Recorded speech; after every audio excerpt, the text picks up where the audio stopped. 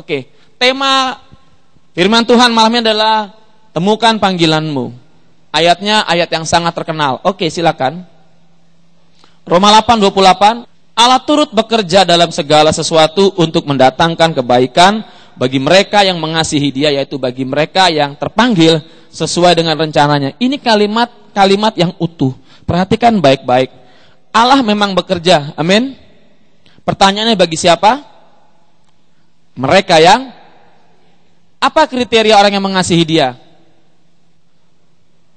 Terpanggil tidak cukup, tapi terpanggil dengan apa? Kalau saudara hari ini mau lihat Allah bekerja dalam hidupmu, saudara harus mengerti panggilanmu. Amin. Amin. Paham sampai di sini kenapa khotbah ini penting? Karena Allah hanya bisa bekerja secara spesifik pribadi hanya untuk orang-orang yang mengasihi Dia, yaitu mereka yang terpanggil sesuai dengan rencananya. Nah, kalau tadi jawabannya bingung semua, yakin gak Allah bekerja dalam hidupmu? Ada 4 jenis orang, dan kita akan melihat 4 jenis ini kira-kira kita ada di mana. Yang pertama, orang yang tidak mendapatkan apa-apa dalam hidupnya. Orang jenis ini tidak memiliki tujuan dalam hidupnya karena tidak mengerti panggilannya. Orang seperti ini hidupnya berputar-putar sehingga selalu diombang-ambingkan oleh keadaan sehingga tidak mendapatkan apa-apa. Yakobus 1 ayat 6-8. Hendaklah ia meminta dalam iman dan sama sekali jangan bimbang. Sebab orang yang bimbang sama dengan gelombang laut yang diombang-ambingkan kian kemari oleh angin. Orang yang demikian janganlah mengira bahwa ia akan menerima sesuatu dari Tuhan. Sebab orang yang mendua hati tidak akan tenang dalam hidupnya. Orang yang mendua hati, orang seperti ini hidupnya nggak jelas. Dan saya yakin malam hari ini kita banyak seperti ini. Kita nggak tahu tujuan hidup kita nggak mengerti panggilannya hingga hidup kita sekedar saja, sekedar hidup memperpanjang umur. Kita makan untuk apa? Supaya nggak lapar. Supaya nggak lapar, supaya kita nggak mati kelaparan. Orang seperti ini hidupnya nggak jelas dan percaya deh, orang seperti ini nggak akan bisa berhasil. Betul? Nggak jelas. Lanjut. Yang kedua, dan orang seperti ini nggak mendapatkan apa-apa. Gimana mau dapatkan apa-apa? Tujuan hidupnya nggak jelas. Jadi saya yakin kita nggak mau seperti ini, tapi kadang-kadang kita seperti ini. Orang yang heran dengan apa yang terjadi. Jadi orang ini selalu heran dengan apa yang terjadi. Jenis orang ini selalu membicarakan apa yang akan ia lakukan. Jadi suka berbicara tentang rencana-rencananya. Ia mengerti, ia tahu dan mengerti tujuan dan panggilannya, tetapi ia tidak pernah melakukannya. Perhatikan baik-baik. Tingkatan kedua adalah orang yang tahu tujuan hidupnya, orang yang mengerti panggilannya, orang yang banyak membicarakan panggilan hidupnya, tapi tidak pernah bergerak untuk mencapai panggilan hidupnya. Seorang dikatakan berhasil adalah ketika seorang mengerti tujuan hidupnya dan berjalan menuju tujuan hidupnya. Betul? Tadi pagi Fendi ngomong perjalanan yang begitu panjang ribuan mil dimulai oleh langkah pertama. Betul nggak? Nah, orang seperti ini nggak pernah melangkah. Dia selalu berbicara tentang visinya, tujuan hidupnya. Dia hanya ngomong tapi nggak pernah bicara. Dan orang ini ketika melihat orang lain mendapatkan sesuatu karena berjalan menggenapi visi tujuan hidupnya, orang ini bingung. Loh, kok dia bisa? Sementara saya punya mimpi besar, saya punya hal besar, tapi nggak tergenapi. Kenapa? Karena engkau nggak mau bergerak. Lebih baik punya mimpi yang kecil tapi engkau dapatkan daripada mimpi besar tapi engkau nggak pernah mendapatkan. Artinya apa? Hal yang kecil itu berharga kalau engkau bekerja keras daripada engkau bermimpi tapi nggak pernah kerja apa-apa. Di gereja banyak orang seperti ini. Sini juga banyak, ini lebih banyak. Jadi jumlahnya mulai mengecil. Di gereja ini banyak. Tadi nggak percaya kan? Tujuan hidupnya apa? Apa hidupmu kawinnya? Kawin. Nah, itu lain. Udah kawin ngapain? Punya anak. Punya anak ngapain? Ya siap-siap jadi nenek kakek. Ya kayak gini kan hidup siklus. Itu nggak perlu tujuan pun itu sudah alami. Betul nggak? Tanya sama orang-orang yang sudah nikah. Nggak usah punya tujuan hamil pun pasti hamil karena kau nikah. Kalau nggak hamil itu lain, pasti hamil. Nah, orang seperti ini ngomong terus tentang visinya tapi nggak pernah bekerja, nggak pernah berhasil. Yang ketiga, ini makin sedikit tapi orang ini ada di gereja berbahaya. Saya yakin di sini nggak ada. Amin. Sebelum saya teruskan, colek ke kananmu, orang seperti ini nggak ada. Nggak ada yang ngaku. Klik. Orang yang mengamati berbagai hal yang terjadi, ia adalah pengkritik dan pemfitnah. Kenapa? Ia mengeluh bahwa ia akan melakukannya dengan cara yang berbeda. Ia tahu tujuan dan panggilannya, namun ia sering mengeluh dan membandingkan dirinya dengan orang lain. Ia selalu memberikan nasihat dan pendapat, tapi jarang mengetahui apa yang sedang ia bicarakan. Orang seperti ini begini, dia tahu panggilan tujuan hidupnya, amin. Dia tahu visi misi yang harus dia kerjakan. Dia tahu. Masalahnya adalah orang ini ketika memulai melangkah, mendapatkan tantangan, mendapatkan masalah, mendapatkan katakanlah keadaan yang tidak mengenakan, dia mulai mengeluh, dia mulai katakan aduh, dan dia mulai membandingkan dengan orang lain. Saat dia bandingkan dengan orang lain, kelihatannya orang lain lebih enak, dan dia mulai mengkritik orang lain. Dan ini didasari oleh iri. Iri itu munculnya kelihatannya ketika orang lain membandingkan diri dia dengan orang lain, dan dia merasa diri dia nggak ada apa-apanya. Kemudian bagaimana caranya membuat orang lain itu jelek? Oh, dia harus meninggikan diri dan menjelekkan orang lain. Itu iri. Dan orang seperti ini di gereja ada, betul nggak? Tukang kritik. Selalu mengkritik. Bukan berarti yang mengkritik itu salah. Kritik didasari oleh fakta, oleh tujuan, oleh sikap hati yang benar. Itu bagus. Tadi pagi saya dikritik, Om terlalu cepat. Saya kaget. Saya pikir saya sudah lambat, ternyata Om kecepatan. Dan itu kritik yang membangun. Tapi kayak gini, Om ini. Saya pikir itu enggak jadi masalah kalau itu engkau juga bekerja.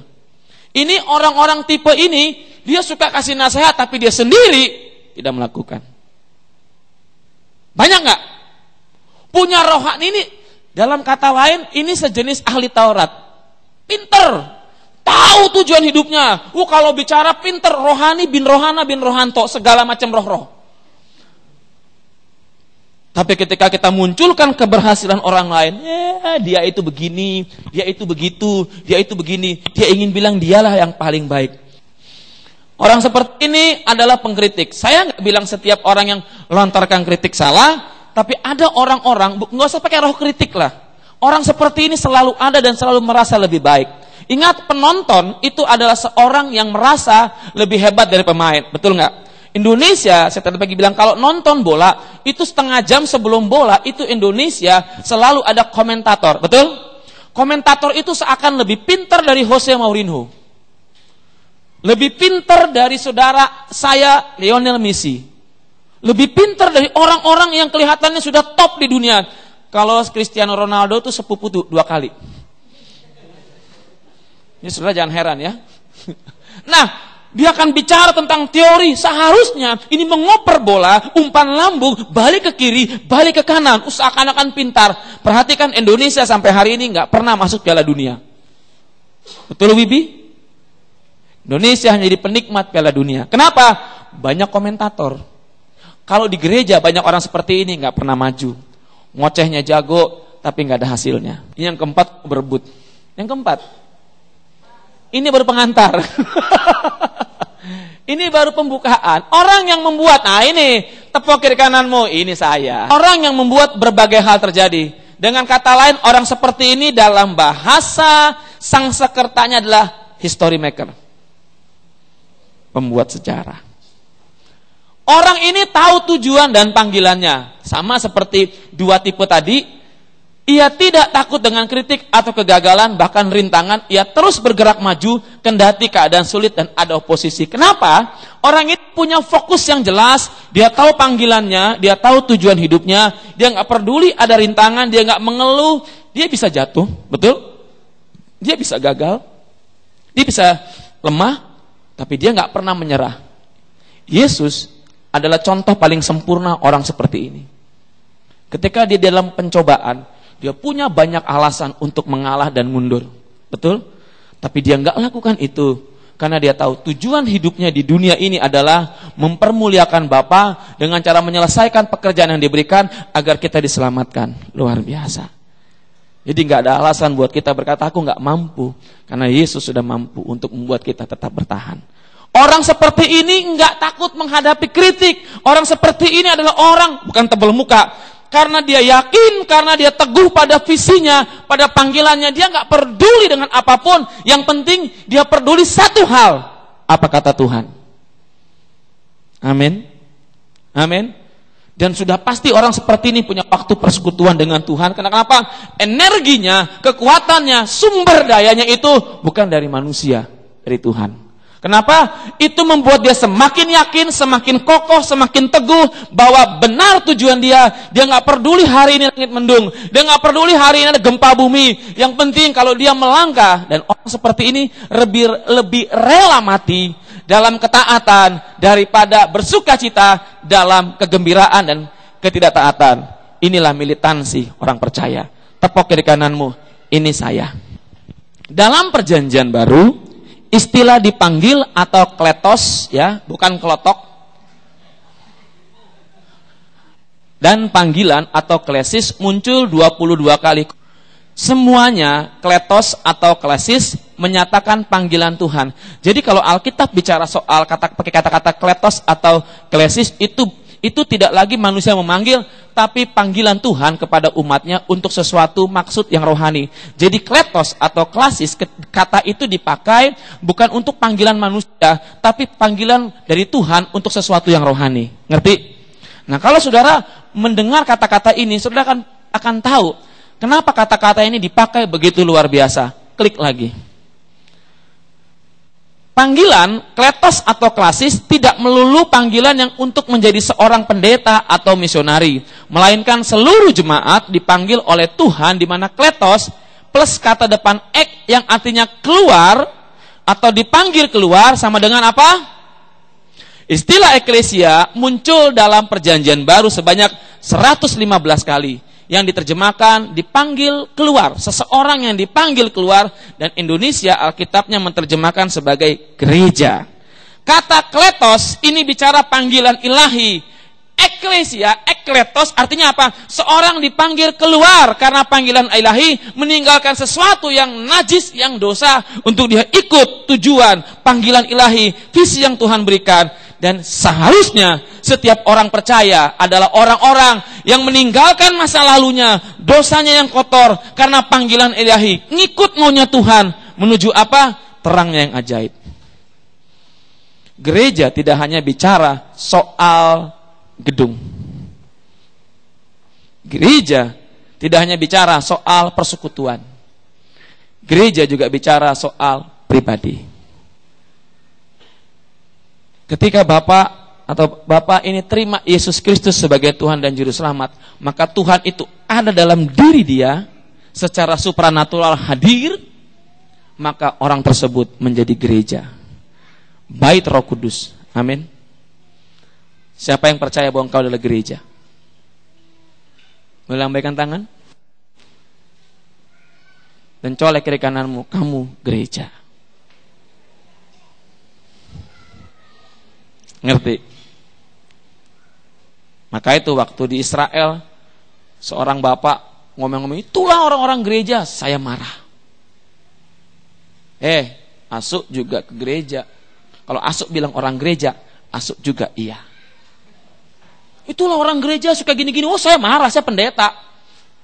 Asuk juga orang gereja. Asuk ke gereja kan? Iya.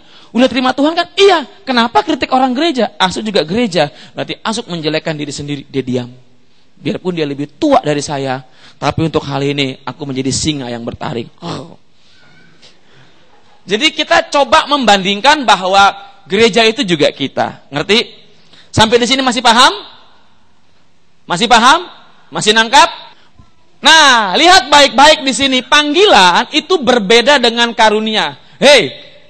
Karunia itu kelengkapan yang Tuhan berikan untuk kita melayani. Karunia itu karunia bahasa roh, karunia nubuat, karunia menyembuhkan.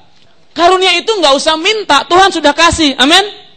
Tuhan sudah kasih. Masalahnya kadang-kadang kita iri. Kita mau karunia yang hebat. Aku mau karunia menyembuhkan orang, Om. Akhir zaman bukan berapa banyak orang yang kau sembuhkan, tapi apakah kau taat nggak? Dikasih karunia yang paling kelihatannya nggak enak lah, karena hidup miskin. Loh, kalian ketawa kan? Kaum Monrovia, perintis agama Kristen di daerah Amerika dulu, rela menjadi budak hanya untuk menjangkau orang-orang negro yang menjadi budak. Dan mereka memenangkan orang-orang negro. Dan timbullah tahun 60-an Martin Luther King. Kalau nggak ada orang Monrovia, nggak ada Martin Luther King untuk Amerika. Itu karunia. Amin. Udah tahu apa karuniamu? Kalau belum, kita tes karunia lagi nanti. Kalau hidup lajang, coret aja, nggak enak. Miskin, amit-amit deh. Martir, ini om tante. Menyembuhkan aku semua. Berapa karuniamu? 28. Buset. Maruk namanya.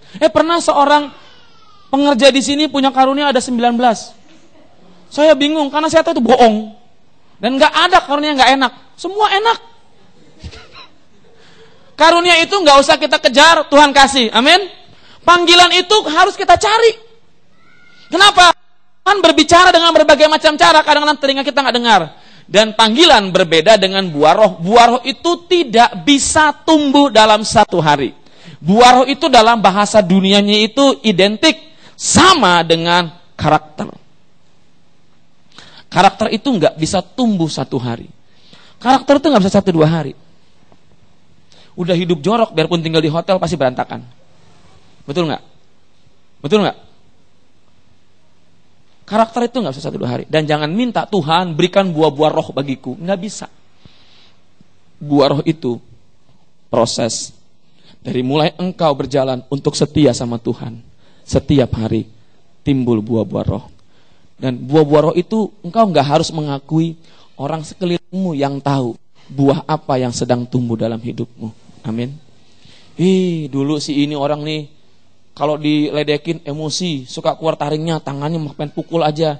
Sekarang kakinya dilindas tronton pun cuma bilang gini, dengan kenapa? Dia sabar. Suamiku dulu kalau pulang ganas. Kalau aku nggak bikinkan kopi dia banting piring, dia bilang gini, istri apa bodoh semua kau. Tapi sekarang aku lupa, bahkan ketika aku bikin kopi, kopinya jatuh ke kaki dia bilang gini, aku sudah gemetar. Dia bilang gini, mah nggak apa-apa.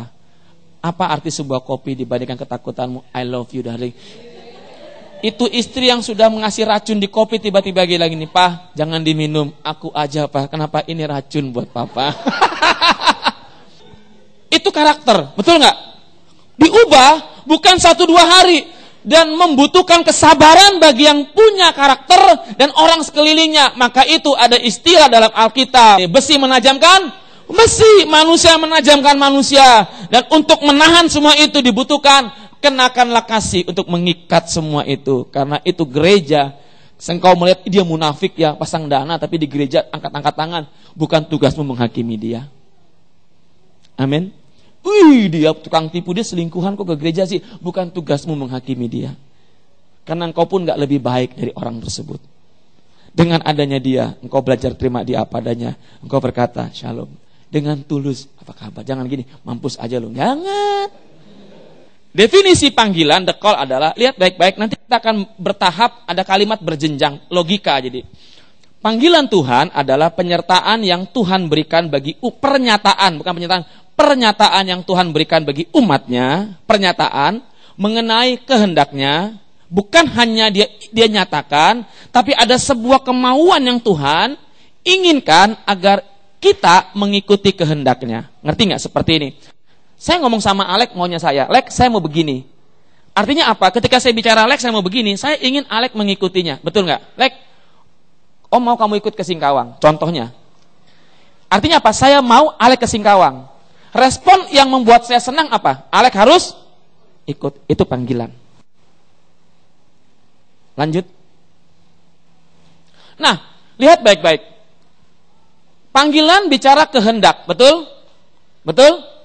Lihat baik-baik. Panggilan itu berhubungan dengan kehendak, betul nggak? Sekarang kita lompat ke, ada bridgingnya, ada sambungannya. Kehendak Allah dinyatakan dalam sebuah visi bagi gereja. Ingat, gereja tidak bicara soal umum, tapi banyak hal. Bisa pribadi, bisa persekutuan. Kehendak Allah itu dinyatakan dalam sebuah visi. Gereja ini punya visi apa? Menjadi gereja yang, dan itu visi untuk gereja umum, jemaat Rehobot. Tapi setiap kita pribadi punya visi. Nah, tanya kiri kananmu, kira-kira visi Tuhan buat engkau apa? Dan jangan pernah berpikir visi itu selalu masuk akal. Visi itu kadang-kadang di luar akal kita, dan jangan pernah berpikir menggenapi visi dengan kemampuan rekening kita, otak kita, segala macam kapasitas kita. Visi dari Tuhan hanya bisa digenapi oleh penyertaan Tuhan. Karena kalau kau gila, kau nggak gila, engkau nggak layak mendapatkan visi ilahi. Kenapa? Nuh disuruh buat bahtera di atas gunung. Gila nggak? Sangat gila. Tapi orang-orang gila itulah orang yang mengguncangkan dunia. Thomas Alva Edison kelihatannya ini dari dunia. Dia punya mimpi untuk membuat sebuah lampu nggak pakai lentera. 1.300 kali dia gagal, tapi dia tetap setia. Hari ini kita bisa dengar cetek, cetek, cetek, cetek, sinioku, cetek, cetek, cetek, cetek, sinar lu. Saudara, gereja ini ada karena visi. Gereja ini karena ada orang-orang yang menggenapi visi. Kemarin saya bilang Bu Abed, mimpinya apa? Oh, mimpinya tentang ini. Saya bilang gini, kita nggak usah ketawain orang yang punya mimpi. Lebih baik orang punya mimpi dari Tuhan daripada orang menghayal yang kotor-kotor. Betul? Visi adalah target kehidupan dan melalui panggilannya Allah menyatakan visinya bagi kita. Saudara, visi itu target. Klik lagi. Yang terakhir, kesuksesan berarti sukses dengan cara dunia dengan Tuhan beda. Dalam cara Tuhan, sukses berarti mencapai atau memenuhi sasaran, rencana, tujuan, atau visi yang Allah berikan kepada kita. Ya Tuhan, visi. Dunia berkata, engkau kaya, engkau Dunia berkata, banyak uang, orang sukses. Saya mau katakan satu hal. Sukses dalam pandangan Tuhan adalah ketika engkau tahu visi hidupmu, engkau berjalan bersama dengan Tuhan, dan ketika engkau menggenapinya, itulah sukses. Silakan duduk. Maka itu pentingnya mengetahui panggilan, menentukan kesuksesanmu. Amin. Karena ketika akhir zaman, klik lagi. Ada 3 poin terkait dengan ini. Panggilan Allah merupakan pernyataan kehendak Allah bagi setiap orang yang diselamatkan agar kita melakukan pekerjaan baik. Lihat, kata-kata baik di situ adalah agata, agatos, agatea. Artinya apa? Sesuatu yang menyenangkan. Yesus berkata begini, aku sudah mempermuliakan Bapa dengan cara menyelesaikan pekerjaan yang kau berikan bagiku. Kalau kita mau mempermuliakan Allah, enggak cukup hanya puji-pujian, enggak cukup hanya tepuk tangan, tapi kita harus menyelesaikan tugas yang Tuhan kasih. Amin. Membuat Allah suka dan senang adalah kita melakukan pekerjaan yang Allah percayakan buat kita. Dan untuk itu kita harus tahu tujuan hidup kita apa, panggilan kita apa. Karena setiap orang panggilannya berbeda. Tidak semua orang jadi pendeta, enggak semua orang jadi pengusaha, enggak semua orang jadi pemain drum, enggak semua orang jadi WL. Setiap orang berfungsi di setiap bidang masing-masing, dan di situ dia permuliakan Tuhan. Dan menghasilkan buah. Klik lagi. Karena merupakan kehendak Allah, maka harus dilaksanakan supaya tidak mendatangkan murka. Saudara lihat baik-baik. Keluaran 4 ayat 14. Keluaran 4 ayat 14. Maka bangkitlah murka Tuhan terhadap Musa dan ia berfirman, bukankah di situ Harun, orang Lewi itu kakakmu? Aku tahu bahwa ia pandai bicara. Lagi pula ia telah berangkat menjumpai engkau, dan apabila ia melihat engkau, ia akan bersukacita dalam hatinya. Hei, Tuhan murka kalau kita sudah tahu tujuan kita nggak lakukan. Tapi jangan bilangin, aku nggak usah tahu, lebih parah lagi. Matius 7:21, 2 lapis. Kita nggak usah tahu, betul, nggak apa-apa, ada ayat lagi.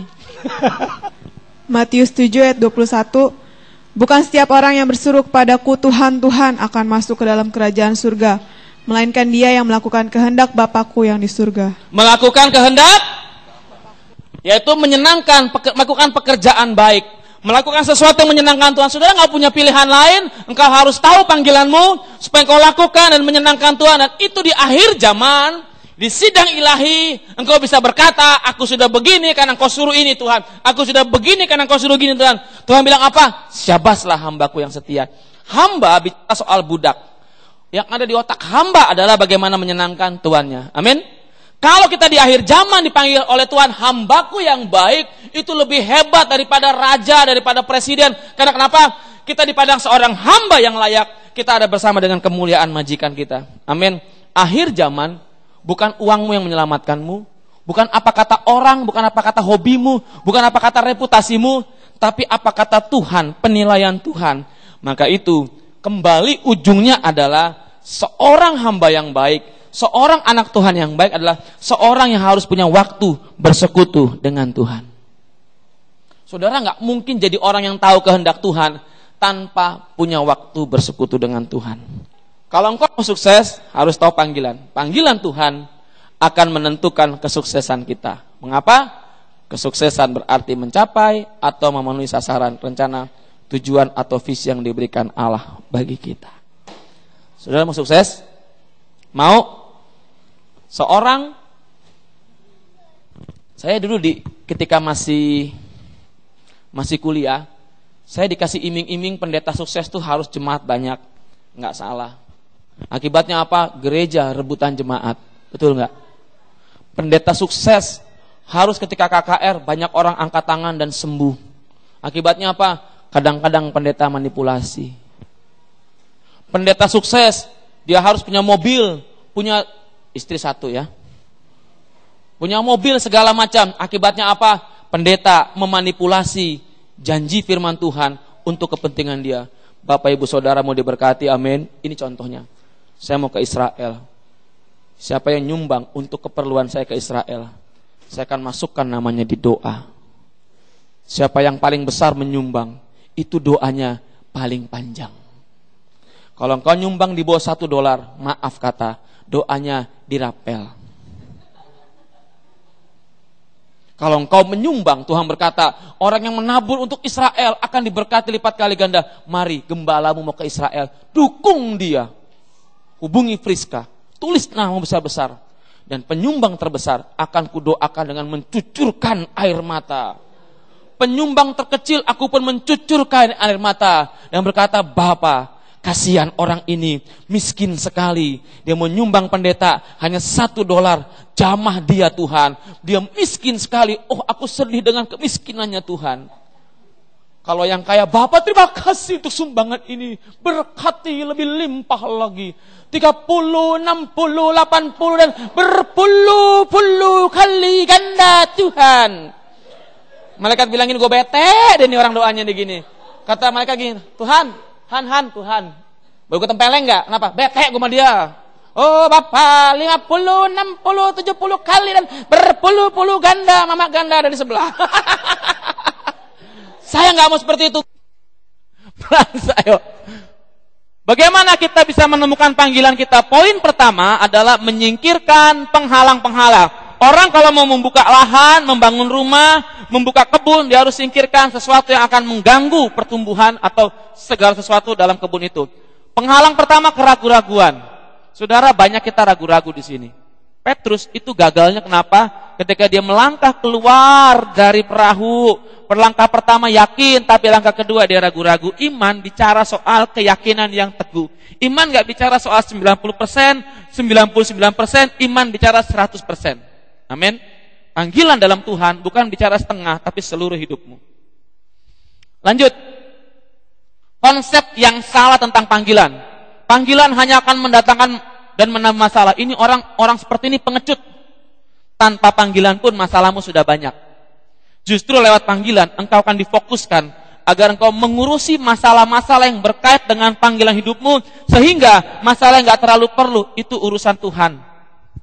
Karena engkau fokus sama Tuhan, Tuhan akan ambil alih masalah tersebut. Dan orang seperti ini akan melihat mujizat dalam hidupnya luar biasa. Kita ngurusin ini, panggilan di situ. Bentar Tuhan, masalah nih. Tuhan gak ngerti lah, payah kau Tuhan. Sebentar sini Tuhan, temannya maju, Speedy Gonzales. Kalau kita fokus sama Tuhan, Tuhan urus semuanya. Saya mau katakan, jangan ragu-ragu. Masalah akan selalu ada. Justru Tuhan akan selesaikan masalah kalau kita fokus pada panggilan. Amin. Panggilan akan menghilangkan atau mengurangi kesenangan kita. Salah, kesenangan kita akan menjadi sesuatu yang terkait dengan menyenangkan Tuhan. Lanjut. Panggilan merampas mimpi dan masa depan kita. Justru lewat panggilan kau mendapatkan mimpi masa depan yang sesuai kehendak Tuhan. Amin. Takut dan minder. Minder itu sombong tersembunyi. Ngerti nggak? Orang minder itu sebetulnya orang sombong. Kenapa? Orang yang nggak mau ditertawakan, orang yang menutup dirinya, yang dia merasa bahwa dia paling buruk, paling jelek, paling bodoh. Setiap kata-kata paling itu sombong. Roma 11 ayat 36. Sebab segala sesuatu adalah dari Dia, dan oleh Dia, dan kepada Dia. Bagi Dialah kemuliaan sampai selama-lamanya. Camkan hal ini kalau saudara mau tahu panggilan Tuhan, mulai dengan Tuhan, jangan dengan manusia. Karena yang kau mau cari adalah kehendak Tuhan, mulai dengan Tuhan. Berapapun harga yang harus kau bayar, lakukan itu. Kalau perlu doa, puasa, banyak berdoa, banyak firman Tuhan, harus lakukan itu. Karena yang kau cari kehendak yang maha tinggi. Dan kadang-kadang Tuhan tidak selalu berbicara dengan cara sama pada setiap orang. Tuhan bisa bicara dengan gampang pada istriku, tapi belum tentu pada saya. Tuhan bisa bicara kepada seseorang begini-gini, pada saya belum tentu. Dan saya harus berusaha mencari agar saya tahu kehendak Tuhan. Bukan berarti Allah pilih kasih. Tuhan ingin kita melakukan sesuatu untuk memperoleh panggilan yang Tuhan mau itu. Tuhan gak pernah kasih mutiara kepada babi. Artinya apa? Tuhan gak pernah kasih sesuatu yang berharga pada orang yang gak pernah menghargai itu semua. Itu bicara soal responsibility. Tanggung jawab. Tuhan gak mungkin kasih mutiara kepada seekor babi, karena babi tidak pernah tahu bagaimana memperlakukan mutiara itu, dan babi gak pernah tahu itu mutiara. Tuhan akan berbicara kepada orang-orang yang mau menerima dan menghargai sebuah pesan dari Tuhan. Banyak orang ketika ada hamba Tuhan punya karunia nubuat, berbondong-bondong datang, dan dia berkata, Tuhan bicara padaku. Yes, Tuhan bicara, tapi Tuhan lebih suka engkau mendengar dan melakukan. Banyak orang di gereja menjadi pendengar-pendengar yang baik, karena terlalu banyak mendengar, akibatnya dia menjadi ahli Taurat yang tukang kritik. Cara terbaik yang Tuhan mau adalah dengar, lakukan. Dengar, lakukan. Banyak orang di gereja suka dengar firman, tapi belum tentu suka melakukan. Akibatnya apa? Mereka hanya tahu teori. Karena kebanyakan teori, melihat orang berhasil, mulai mengkritik dengan teori itu. Maka itu di gereja, saya lebih suka orang yang gak banyak bicara, orang yang gak banyak ngomong, tapi banyak bekerja, dan hasilnya luar biasa. Colek kiri kananmu, itu saya. Mulai dengan Tuhan, hasilnya, tadi sudah saya singgung terus. Tuhan bisa bicara banyak hal melalui mimpi, melalui penglihatan, melalui firman Tuhan, melalui nubuatan, dan segala macam. Tapi ingat, dari semua hal ini harus diuji dan mendapatkan peneguhan. Saudara nggak boleh klaim dari Tuhan semua orang bisa mengklaim dari Tuhan, tapi semua orang yang mengatakan dari Tuhan harus mendapatkan peneguhan dari sesuatu yang belum dia kenal. Siapapun Tuhan bisa kirim untuk berkata bahwa itu betul dari Tuhan. Minimal 2 orang. Kenapa? Karena iblis paling pintar nipu, terutama di gereja karismatik. Semua orang merasa dapat dari Tuhan, tapi Tuhan yang mana? Tuhan hantu atau Tuhan Allah? Saudara mesti ngerti, mendengar suara Tuhan itu susah mudah. Susah karena kita harus konsen. Mudah karena kalau sudah tune sama Tuhan, dia bisa bicara seperti seorang sahabat bicara apa adanya sama kita. Amin. Suara Tuhan bicara 2 hal. Yang pertama untuk kita pribadi, yang kedua untuk orang lain. Untuk orang lain jangan coba-coba kalau engkau gak diteguhkan. Untuk pribadi, misalnya kita lagi doa begini, Tuhan bicara, Ron, kamu gini. Saya akan bilang, iya Tuhan, yes. Saya akan aminkan dan saya akan tanya. Jadi dialog. Saya nggak akan coba melangkah ke sesuatu yang belum iman saya. Istri saya punya karunia marifat. Dia bisa bilang gini, kamu gini. Saya belum sampai di situ. Nah, adanya keinginan yang kuat. Lihat ayatnya. 24 ayat 32. Kata mereka seorang kepada yang lain, bukankah hati kita berkobar-kobar ketika ia berbicara dengan kita di tengah jalan dan ketika ia menerangkan kitab suci kepada kita? Poin yang pertama, yang kedua tadi mulai dengan Tuhan. Lihat baik-baik. Dimulai ini ketika engkau berjumpa dengan Tuhan di Gunung Tabor, ada nggak sesuatu yang buat kau berkobar-kobar, cintakan Tuhan, membara? Betul kan? Setiap perjumpaan dengan Tuhan menghasilkan hasrat kebenaran yang kuat. Amin. Saudara kalau punya waktu dengan Tuhan, bersekutu dengan Tuhan, akan mengalir keinginan Tuhan dalam hidupmu. Titik, itu saja. Keinginan itu adalah sesuatu yang Tuhan mau untuk kita lakukan. Melaksanakan sesuatu walaupun gak dibayar dan gak mendatangkan keuntungan. Saudara, pelayanan, panggilan itu adalah sesuatu yang Tuhan mau dan kita lakukan sekalipun dalam logika kita, dalam pikiran kita enggak menguntungkan, merugikan kebaikan, enggak mendatangkan ketenaran, enggak peduli. Yang penting engkau taat. Ketenaran bukan tujuan akhir pelayanan. Ketenaran adalah sampah pelayanan. Kenapa? Orang tenar kadang-kadang SOMBONG. Apa artinya? Sombong. Jangan cari ketenaran di pelayanan. Ini saya. Nanti doa berkat saya ya. Ketenaran itu adalah sampah pelayanan. Kenapa? Paulus enggak cari ketenaran. Keuntungan materi dalam pelayanan adalah sampah pelayanan. Pelayanan tidak mencari keuntungan materi. Kalau cari, didagang. Bedakan prinsip dagang dengan prinsip rohani. Amin. Prinsip dagang, tabur sedikit, dapat sebanyak-banyaknya. Betul? Prinsip rohani, tabur banyak, terserah Tuhan kapan gua tuai. Kalau engkau melayani Tuhan, ada keinginan yang kuat. Keinginan itu bukan cari keuntungan. Amin. Halo? Bukan cari popularitas. Karena dia pas WL banyak orang gini, saudara-saudara, pakai saudara-saudara. Oh Jesus, Lord Jesus Tuhan. Colong cucuku Tuhan. Belum beli cucu, jual cahun. Enggak usah dibuat. Saya paling enggak suka pelayanan dibuat-buat. Kalau mau nyembah enggak usah berlutut lah. Nyembah biasa aja, Tuhan enggak akan terkesan, ih dia berlutut lu Mikael. Kenapa? Gue terharu. Kata Mikael gini, ya ampun capek deh. Kalau doakan orang enggak usah ikut-ikutan. Wow, Allah berbicara pada saya. Urapan kuat sekali. Orang digoyangin ada dua hal. Kalau asli dia nggak akan marah. Kalau nggak asli udah dandan setengah jam jambul begini digini kan. Kurang ajar lu pendeta. Dia caci maki, kurang ajar lo jambul gua 3 jam gua nempelin. Apalagi maflek. Terima, diteken-teken terima, gua diterima, entar lo. Nggak usah. Saudara, saya paling anti manipulasi kamuflase dalam pelayanan. Kalau orang nggak tumbang jangan ditendang, buk. Apalagi pas daerah rawan, buk. Tendang, tunduk, nggak gua hajar lo. Oh Tuhan, kenapa? Antung, lihat Tuhan menjamah dia. Ada metode pelepasan batuk. Batuk itu pasti muntah lama-kelamaan, betul nggak? Apalagi dikerek-kerek, pasti muntah. Keluar. Kasih bulu angsa, kolek. Keluar, tarik. Sekalian tarik lidahnya, tarik. Bagus. Nggak usah. Kalau Tuhan mau bekerja, bukan soal tumbang, nggak tumbang, bukan soal batuk, nggak batuk, bukan soal acting, nggak acting, soal bagaimana dia dijamah Tuhan, itu hanya langkah awal, langkah akhirnya menentukan. Amin. Banyak orang kesaksiannya, saya bertemu Tuhan di sorga. Tuhan angkat saya di blok 3 nomor 4. Sorga. Dia bersaksi tapi hidupnya nggak benar, sia-sia. Mending orang tersebut kesaksiannya nggak terlalu hebat, hidupnya tekun, baca waktu jadi berkat, itu mau dahsyat. Bukan berarti bersaksi nggak boleh. Bersaksilah kalau emang itu engkau rasakan, tapi imbangi dengan tujuan hidup yang jelas.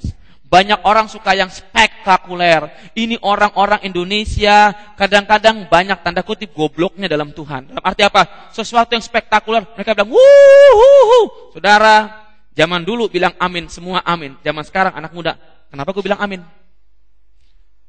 Pelayanan bukan sesuatu cari yang spektakuler. Amin.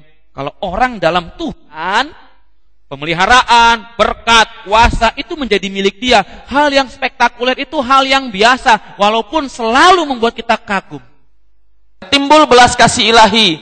Nah, saudara, pelayanan tanpa belas kasih ilahi adalah pelayanan karena motivasi yang salah. Kenapa? Belas kasih ilahi berbicara tentang apa yang ada di hati Tuhan, ditaruh di hati kita untuk menggerakkan kita dalam satu tujuan yang Tuhan mau. Lanjut. Nah, lihat baik-baik, keinginan yang kuat tersebut harus sesuai dengan firman Tuhan. Nah, seringkali orang punya keinginan kuat, tapi keinginan tersebut tidak sesuai firman Tuhan. Ada 3 kriteria yang dapat kita jadikan minimal patokan untuk kita mengerti apakah keinginan tersebut dari Tuhan atau dari hantu. Yang pertama, siap-siap Mbak Megi. Keinginan kuat tersebut, panggilan tersebut harus membuat kita melakukan apa yang kudus, bukan apa yang cemar. 1 Tesalonika 4 ayat 7. Allah memanggil kita bukan untuk melakukan apa yang cemar, melainkan apa yang kudus. Saudara, keinginan yang kuat tersebut harus sesuai dengan firman Tuhan. Kenapa? Keinginan tersebut bisa bersumber dari banyak hal. Saya ambil contoh jatuh cinta. Itu keinginan yang kuat, betul nggak? Betul nggak? Tapi pertanyaan saya, apakah jatuh cinta itu bisa membawa engkau mempermuliakan Tuhan atau enggak? Nah, tadi pagi saya kasih istilah begini. Kalau orang jatuh cinta, dia harus yakin, dia harus punya satu komitmen untuk tanya sama Tuhan, apakah itu jodoh dari Tuhan atau tidak. Kenapa? Seringkali keinginan yang kuat tersebut justru membawa kita dalam dosa. Percaya nggak? Betul nggak? Nah, keinginan yang kuat yang dari Tuhan harus membuat dia melakukan apa yang kudus. Salah satu indikator pacaranmu dari Tuhan atau bukan adalah simpel sekali. Apakah pacaranmu membawa engkau bertumbuh rohani? Colek kiri kananmu, betul kagak? Nah, kalau pacaranmu kotor pikirannya, hancur-hancuran, ya bisa aja itu dari Tuhan karena kita jahat gitu ya. Kita nggak mau taat firman Tuhan. Tapi bisa juga kebanyakan itu tidak membuat engkau bertumbuh rohani. Saya bersaksi ketika saya pacaran dengan istri saya, rohani saya jauh dari dia. Bukan jauh dalam arti saya lebih hebat. Saya nggak ada apa-apanya. Dia sudah bertemu Tuhan ke sorga kemana-mana. Saya baru, walaupun kuliah tingkat 3, saya masih ahli Taurat dan sangat logis. Tuhan. Saya udah tingkat 3, saya kakak kelasnya dia. Ketika saya pacaran dengan dia, ada satu cipratan yang dia punya yang buat saya gini, mau baca Alkitab. Kami sekolah Alkitab belum tentu baca Alkitab. Karena kami pikir sudah bisa. Dan kami pikir gampang. Makanya tuh banyak orang sekolah Alkitab kadang-kadang ahli Taurat. Teori dengan praktek itu beda. Tuhan menilai bukan karena apa yang kau ketahui, tapi apa yang kau colek kiri kananmu. Tuhan menilai bukan apa yang kita ketahui, tapi apa yang kita lakukan. Membangun tubuh Kristus. Kalau engkau punya keinginan yang kuat, pasti keinginan tersebut akan membangun tubuh Kristus. Pertama, tubuh Kristus bicara soal persekutuan. Engkau nggak mungkin jadi jago di luar kalau engkau nggak bisa membangun tubuh Kristus di gereja. Banyak orang ketika di dalam itu dia nggak pakai, dia akan coba keluar untuk menunjukkan eksistensi dia. Saya mau katakan Tuhan suka dengan segala sesuatu yang bertahap. Amin. Ketika dia perintahkan kepada murid-muridnya menjadi saksi Kristus dari Yerusalem, Yudea, Samaria, ujung bumi. Dari lingkungan terkecil, impact-mu terus berjenjang. Kalau engkau punya panggilan yang kuat, pertama-tama engkau pasti membangun tubuh Kristus di tempat paling minimal engkau berada, keluarga. Amin. Nggak mungkin pelayanan itu membuat keluarga terbengkalai. Amin. Betul? Karena urutan kedua setelah keselamatan adalah keluarga. Saudara punya panggilan, nggak mungkin kau tinggalkan istrimu bertahun-tahun tanpa satu kabar Tuhan suruh. Nggak mungkin. Nggak mungkin kau biarkan anakmu menjadi kecewa. Saya aja kadang-kadang koreksi diri gitu, kalau sudah terlalu lama sering jalan, saya harus siapkan waktu untuk anak-anakku minimal seren, main kuda-kudaan, minimal nemenin tidur, minimal selimutin dia, minimal dengar dia cerita ngoceh apa aja. Ini anakku. Dan dia sangat kritis. Kalau saya pelayanan dibilang gini, ngapain sih khotbah-khotbah, apa nggak ada pendeta lain khotbah papi? Dan saya harus introspeksi diri. Apakah saya bisa membangun keluarga? Bisa aja saya tenar, bisa aja saya ambil semua pelayanan, saya dianggap orang hebat, tapi di keluarga anakku bilang gini, aku asing dengan papaku. Amin. Kedua, di gereja lokal, kalau engkau di luar dianggap sesuatu yang luar biasa, tapi di gereja engkau nggak berdampak, saya pikir engkau salah arah. Penyakit orang yang terpanggil pelayanan adalah seringkali mereka ingin langsung melangkah keluar tanpa mau dibentuk di dalam gereja ini. Gereja tempat engkau berada adalah tempat di mana engkau dibentuk, diperlengkapi, dan ditegur. Yang negur siapa? Bukan gembala dan teman-teman satu gereja. Amin. Oh, saya bisa aja dulu waktu jemaat masih kecil, saya bisa sering keluar. Kenapa? Pusing tiap khotbah cuma 5-6 orang.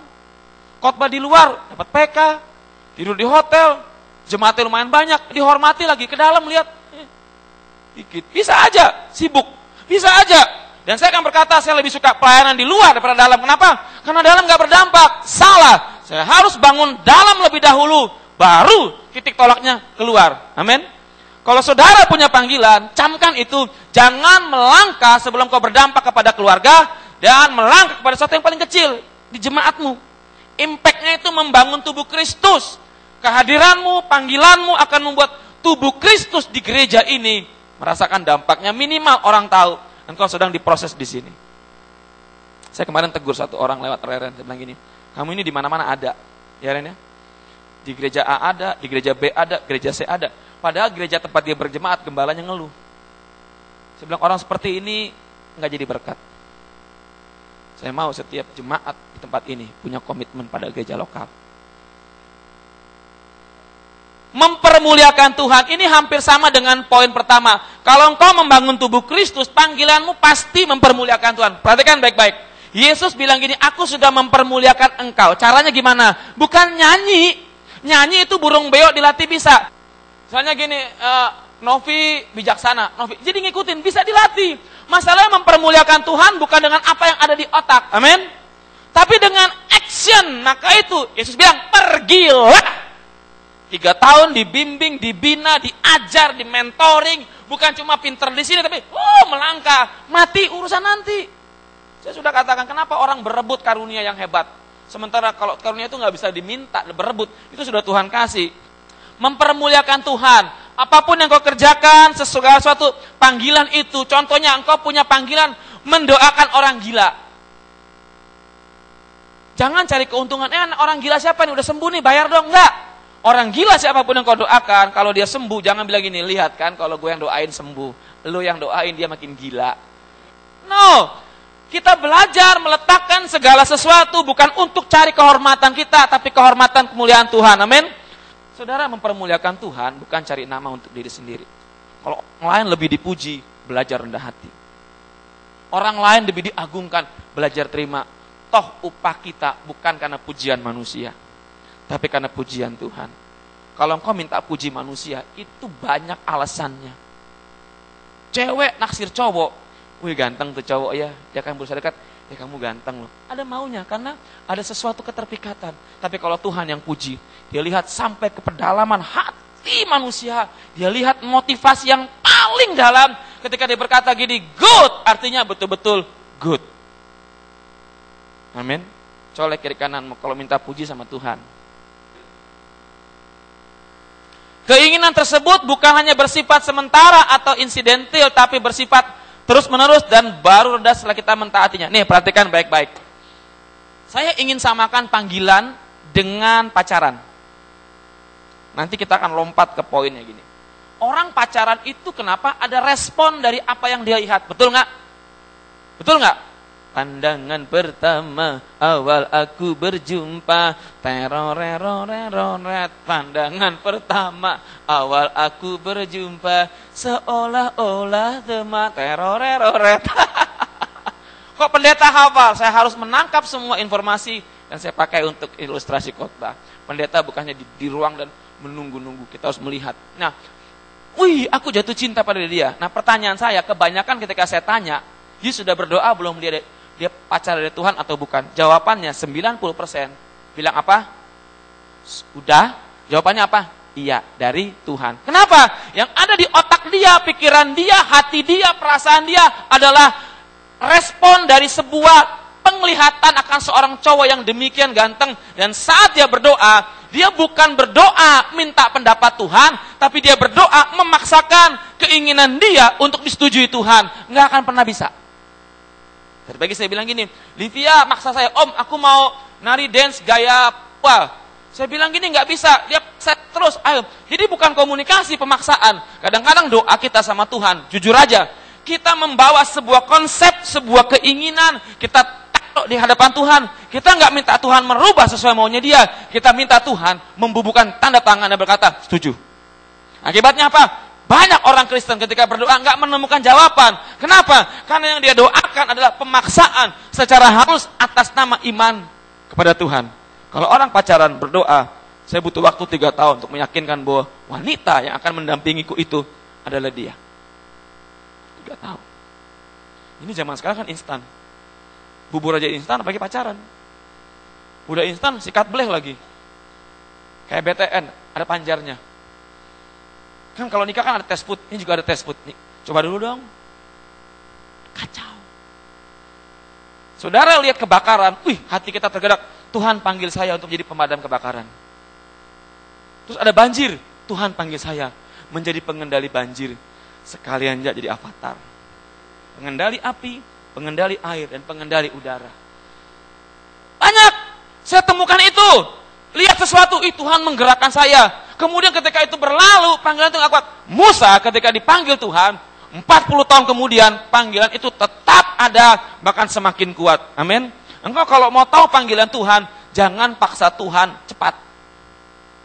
Tuhan akan bicara kepada kita kalau semua konsep keinginan kita itu betul-betul hancur. Saya dengan berbagai macam cara. Pertama, kita sendiri yang rendah hati menghancurkan. Yang kedua, Tuhan buat sebuah peristiwa. Kita menemui kegagalan. Kita nggak ada pilihan lain.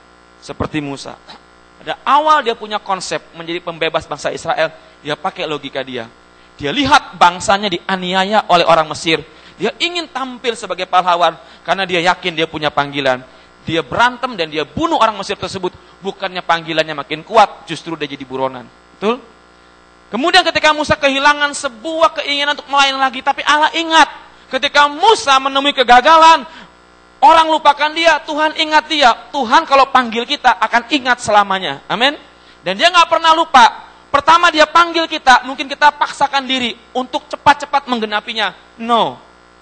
Kebanyakan orang karismatik suka dinubuatkan. Maka itu pendeta yang punya karunia nubuat laku keras. Tuhan berbicara kepadaku untukmu. Senang.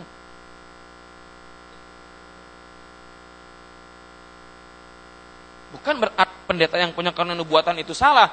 Dia benar, cuma kadang-kadang respon kita yang salah. Betul? Kita menyamakan pendeta tersebut dengan ayam merah, ayam putih, ayam hijau, ayam pelangi, ayam ngaco. Kita samakan seperti itu. No, ketika engkau dinubuatkan, engkau langsung yakin, engkau pengen langsung melangkah. Enggak. Yesus butuh 3 tahun untuk memuridkan murid-murid. Itu pun belum sempurna sampai Roh Kudus tercurah untuk membuat mereka powerful. Amin.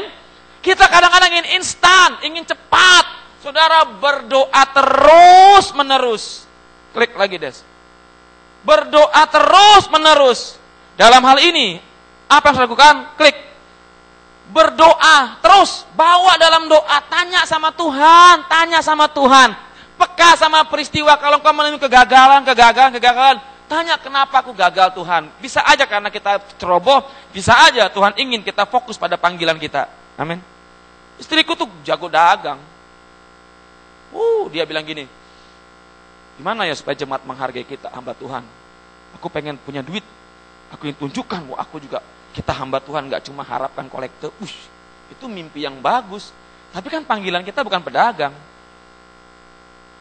Nah, kalau tiba-tiba hari ini om gak khotbah, kemana? Mengunjungi klien, kan gak lucu, ketemu Bu Lukas, mau kemana? Aduh maaf Bu, istriku ada kakap lagi mau ngambil dagangan, ini gak lucu. Tuhan buat dia gagal berkali-kali. Gagal terus, mentok. Akhirnya, sudahlah Pi, aku ikut aja apa yang maunya Tuhan. Kalau engkau gagal terus, bukan berarti Tuhan gak sayang. Justru Tuhan sedang ingin menunjukkan, itu salah nak. Kenapa kita gagal? Kita ngotot. Papa nih ngotot, bentok, blok. Papa betok. Tuhan marah gak? Enggak, dia cuma bilangin, aduh anakku ngeyel banget. Tuhan bilangin, aduh kat, gak sabar. Tapi suatu ketika Allah bertindak seperti Musa. Pada Musa, di sudut kemuliaan kita masih ngeyel, hati-hati. Akhir zaman raportmu merah. Hari ini banyak orang Kristen takut dengan panggilan. Kenapa? Dia gak berani bayar harga untuk keluar dari zona kenyamanannya. Amin. Amin. Nanti di akhir khotbah ini saya akan kasih gambaran tentang Abraham. Friska ketahui Abraham. Abraham itu siapa, Ming? Abraham, repot amat sih kita. Bawa terus dalam doa yang terakhir. Di poin ketiga ini, terus sharingkan dengan orang yang memiliki kedewasaan rohani. Kalau sharing tuh jangan sama orang yang di bawah rohaninya dari engkau. Orang yang punya integritas, buah rohnya jelas, sharing dengan dia. Minimal dia punya pengalaman dalam menentukan arah hidupnya. Dia sharingnya sama anak sekolah minggu. Kira-kira papa kemana ya? Papa ke Pontija. Kemarin saya ketemu Pak Wilan, dia bilang gini, Ron, dia cerita, saya pernah hampir kabur. Tapi saya sharing dengan dia, saya gak kabur. Saya bilang sama istri saya kemarin, kalau begini saya harus begini-gini.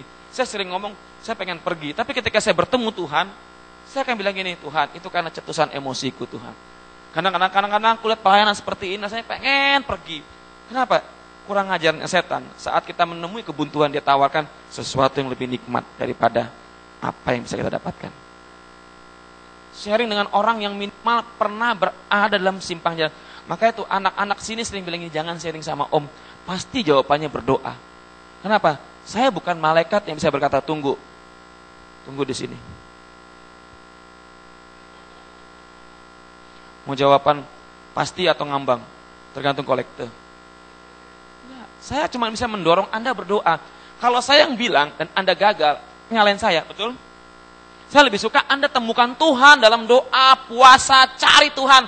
Keputusan besar itu nggak gampang Tuhan beritahu loh. Nggak simple, nggak berkata, "Hai anakku." Kadang-kadang butuh berdoa bertahun-tahun. Suset Hating tuh mendapatkan pernyataan dia pendoa itu 8 tahun sebelumnya. Dia ngomong sama pendetanya, siapa tuh Rehat Bonke, apa kata bukan? Yuk berdoa lagi karena Tuhan belum bicara sama saya. 8 tahun kemudian dia panggil Suset, iya panggilannya itu, baru Suset melangkah. Sesuatu yang besar di depan membutuhkan peneguhan, amin.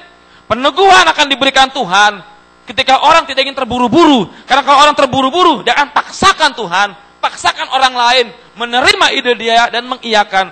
Tuhan bisa kirim dari penjuru dunia untuk meneguhkan panggilanmu. Simple. Tuhan lebih suka engkau pelan tapi pasti daripada terburu-buru hancur lebur. Kalau engkau salah, muter lagi seperti Musa 40 tahun. Kalau kita masih semangat, saya takjub Tuhan tuh nggak pernah lupa. Abraham dipanggil Tuhan, itu bukan dalam usia ABG, usia tua. Tapi Tuhan nggak pernah lupa janji Tuhan buat Abraham apa? Keturunanmu akan banyak seperti pasir di laut. Kenyataannya Sarah mandul, sudah mati haid. Oh, kalau istri udah mati haid itu udah MPP, memasuki masa pensiun. Tapi Tuhan bisa buat. Ketika Abraham nggak punya alasan untuk berharap sama Tuhan, justru kuasa Tuhan mengalir. Hei, tahu nggak? Kenapa mujizat nggak terjadi di hidupmu? Karena kau masih punya andalan. Kalau kau masih punya andalan, Tuhan bilang ini biarin aja. Kenapa Tuhan pakai Daud? Hanya dengan 400 orang yang gak punya pengalaman perang. Karena Daud menggantungkan pada Tuhan. Amin. Kenapa Tuhan izinkan bangsa Israel masuk tanah Kanaan generasi kedua? Karena generasi kedua ini belum tercemar oleh Mesir. Tuhan mau sesuatu yang murni dan kudus dalam hidupmu. Saat engkau berkata, aku mau Tuhan. Produktivitas dari kerinduan yang kita jalankan. Yang pertama-tama, kalau engkau mentaati panggilan Tuhan, engkau mulai melangkah dalam panggilan Tuhan, pertumbuhan rohani itu kau rasakan dari dirimu. 2 Petrus 1 ayat 10. Karena itu saudara-saudaraku, berusahalah sungguh-sungguh supaya panggilan dan pilihanmu makin teguh. Sebab jikalau kamu melakukannya, kamu tidak akan pernah tersandung. Jikalau kamu melakukannya, kamu gak akan pernah tersandung. Artinya apa? Mungkin kita bisa goyang, bisa gimana, tapi kita fokus pada panggilan Tuhan. Saudara, buah roh itu tidak dinikmati oleh kita. Nggak mungkin jeruk merasakan jeruknya. Pohon jeruk nggak mungkin merasakan jeruknya. Yang merasakan orang lain, betul? Saya mau tanya pada ibu saudara, buah roh karaktermu itu nggak bisa dibuat-buat. Yang merasakan perubahan karaktermu, pertumbuhan rohanimu, orang sekelilingmu. Saudara, ada orang-orang yang suka maju didoakan tapi nggak pernah berubah. Itu hobi, ngerti? Siapa yang mau didoakan? Walaupun benar, tapi ada orang yang suka didoakan tapi nggak pernah berubah. Kenapa? Orang seperti ini orang yang nggak mau tanggung jawab hidupnya, gampang. Saya nggak bilang salah ketika engkau maju, bagus. Tapi belajarlah ketika engkau maju, engkau berubah. Saya bertobat total tingkat 3 waktu kuliah, ketika bertemu istriku. Sebelumnya sekolah Alkitab, tingkat 1, tingkat 2 ada Pak Gideon. Kami itu nakalnya minta ampun. Nakal. Ketika berubah, ketika teman-temanku mulai nakal, aku baca Alkitab di kelas, mereka yang stres. Lu ngapain Ron? Baca Alkitab? Lu mah gila lu ya, udah ayo pergi yuk. Enggak, gue udah baca Alkitab. Dan saya bilang gini, saya lebih enjoy baca Alkitab di kelas daripada ikut teman-temanku keluyuran dan kemana-mana. Orang bilang gini, dia udah berubah. Dulu saya paling anti ikut doa puasa, karena buat saya, puasa itu menggelisahkan. Ketika mulai berubah, saya merasakan lebih enak saya ada di hadirat Tuhan daripada ngobrol keluar. Kenapa? Orang bilang gini, Roni berubah. Saudara, perubahanmu akan menjadi indah kalau orang lain sekelilingmu berkata gini, Papa sudah berubah, Mama sudah berubah, kamu sudah berubah. Perubahan itu bukan di ruang doa. Walaupun itu titik awalnya di situ, tapi di melangkah orang merasakan dan buahmu tinggal tetap. Orang menikmati buah perubahanmu. Kalau engkau ikut pelayanan, ikut panggilanmu, secara nggak langsung engkau akan terus mengalami perubahan. Kenapa? Engkau sedang ikut panggilan Tuhan. Engkau fokus sama Tuhan. Engkau akan belajar tanpa Tuhan. Engkau nggak bisa menyelesaikan tanggung jawabmu. Maka itu, orang yang punya panggilan, mengiyakan, harus punya jam doa. Entah panggilannya menjadi pengusaha, menjadi pejabat, menjadi hamba Tuhan. Semua itu panggilan. Enggak ada panggilan rohani dan rohana. Saudara, saya ingin membatalkan satu statement berkata seperti ini. Kamu panggilannya rohani, saya duniawi. Enggak ada. Tukang parkir kalau rohani, dahsyat. Bukan preman rohani, enggak ada. Pengusaha kalau rohani, dahsyat, jadi berkat. Amin. Direktur kalau rohani, setiap dia ke kantor, dia tahu dia sedang melayani. Bukan melayani orang, dia melayani Tuhan. Karena orang melihat Tuhan lewat hidupnya. Engkau jaga toko, engkau sedang melayani Tuhan. Itu panggilan pelayananmu. Bahkan suami istri itu panggilan. Betul? Ketika engkau melayani suamimu, engkau mengasihi dia. Karena engkau mensyukuri berkat Tuhan dalam hidupmu. Tuhan, suamiku payah. Kuno. Jadul. Suamiku udah gendut, jelek lagi. Engkau sedang gak melayani Tuhan lewat apa yang Tuhan kasih. Amin. Melayani itu bukan cuma mimbar begini. Saudara-saudara, enggak. Saudara, pelayanan itu menjaga engkau. Tadi pagi saya cerita, saya waktu di Milan itu pernah doakan anak wanita punya suami masih muda, telanjang atasnya. Saya bawa 2 anak sekolah Alkitab yang juga baru masuk. Karena saya pemimpin, saya harus lebih rohani dari dia dong. Karena saya pemimpin, saya bilang gini, jangan lihat. Om, saya juga tutup mata. Mereka gak mau rugi.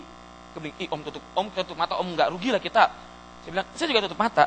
Saya tutup mata. Kenapa? Saya ingin tunjukkan gitu loh, bahwa saya pemimpin, saya menjaga diri saya untuk lebih baik daripada anak buah. Kenapa? Kalau saya lemah, anak buah juga lemah. Kita lihatin, Om matanya lihat ini. Saya tutup mata. Di pagi saya cerita waktu kami ke Rapun.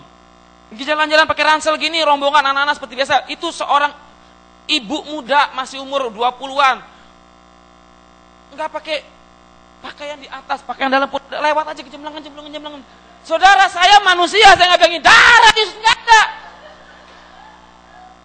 Saya bilang gini, Tuhan, kami lagi nyanyi itu ada Pandi, ajarku tuk. Itu tiba-tiba ajarku tuk. Anak-anak lihat saya.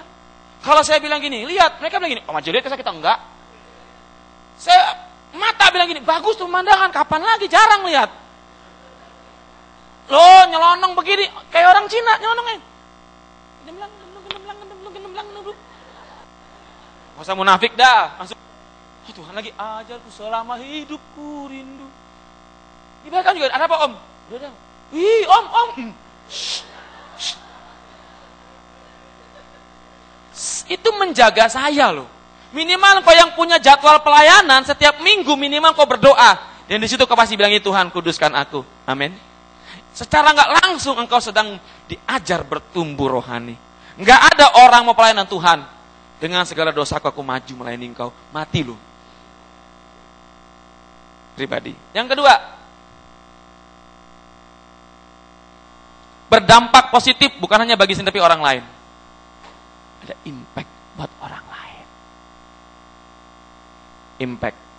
Saudara jadi orang Kristen, kalau belum berdampak pada orang lain, saudara belum menyatakan Kristus. Artinya apa? Perubahan dimulai dari kita. Orang lihat kita, enggak usah pasangan. Aku udah berubah loh. Aku ini udah gak judi lagi, mabok lagi, gak gini lagi. Gak usah ngomong, orang lihat. Amin.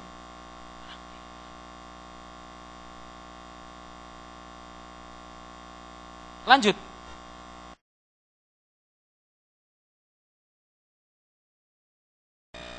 Berfirmanlah Tuhan kepada Abraham, pergilah dari negerimu, dari sanak saudaramu, dan dari rumah ibu bapamu ke negeri yang akan kutunjukkan padamu. Pertanyaan saya, panggilan Tuhan jelas, suara Allah jelas, amin. Saudara lihat, sepanjang hidup Abraham yang 100 tahun lebih itu, Alkitab mencatat cuma 5 atau 6 kali Tuhan bicara pada Abraham. Artinya apa? Orang sepeka Abraham enggak setiap hari mendengar suara audible. Ngerti? Saudara enggak boleh pengen seperti itu terus, no. Tuhan bicara pada Abraham untuk sesuatu yang sangat penting. Saya ingin kasih kita berpikir gini. Jelas nggak panggilan Tuhan? Kemana?